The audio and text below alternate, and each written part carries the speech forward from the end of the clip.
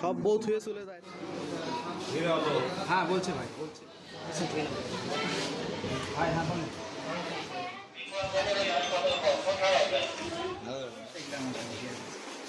তারপর সকাল থেকে তার এরকম কেয়ার হয়।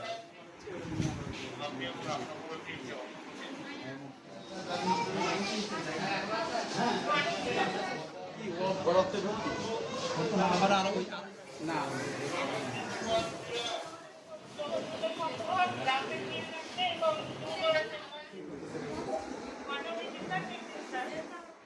গত রাত ৩টা সাড়ে ৩টার দিকে ও আমার বাড়িতে এসে আমাকে ডাকতেছে। তখন উঠে দেখি যে আলম, দেখলাম যে রাতে কেন তুমি এখানে, আসো বসি কথা বলি। তো ভিতরে নিয়ে যায়, কিছুক্ষণ কথা হলো, যে বললো যে আমাকে নিয়ে অনেকে ভাইরাল হয়, আমার কাছে অনেকে আসে, আসার পরে তারা চলে যায়, যে আমাকে নিয়ে বিভিন্ন ধরনের খারাপ খারাপ কথা বলে, আমাকে আটকানোর চেষ্টা করে, আমাকে অপমান করে। আর বিশেষ করে রিয়ামণিকে আমি প্রচণ্ড এখনও ভালোবাসি। রিয়ামণির তারপর প্রচণ্ড কষ্ট নিয়ে আমার কথাগুলো বললো যে তাকে আমি ভালোবাসি। তখন আমি বললাম যে ঠিক আছে, এখন আর কথা বলবো না, তুমি ঘুমাও, সকালে কথা বলো, তুমি খেয়ে নাও আগে। বললো না আমি খাবো না, সকালে খাবো, এখন আর খাবো না। পরে আমি আমার দোতলার উপরে ঘুমাইতে দিচ্ছি। সকালে উঠে যা দেখি ও শুয়ে আছে, তো আমি ডাক দিই, খালি জ্ঞান জ্ঞান জ্ঞান জ্ঞান কথা বলেন, ওইভাবে কথা বলেন।